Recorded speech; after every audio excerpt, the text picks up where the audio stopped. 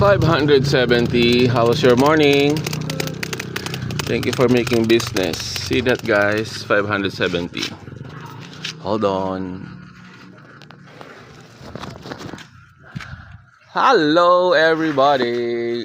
One sunny morning. It's day 53, guys and gals, of not waiting for a week before I exchange my coins into Philippine peso paper bills. Thank you, Lord, for these wonderful blessings. Road to 1 million pesos saving challenge. Do the same thing, okay? I keep on telling you that. I will never get tired. Earn, save, invest. Invest on your own, sorry. Not in any networking, peer bidding scams, too good to be true promises, business transactions, business proposals. Don't engage with that. Otherwise, you'll be failed in life and your dreams will not come true, okay?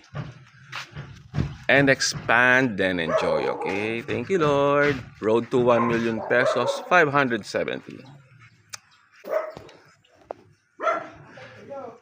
Bye for now.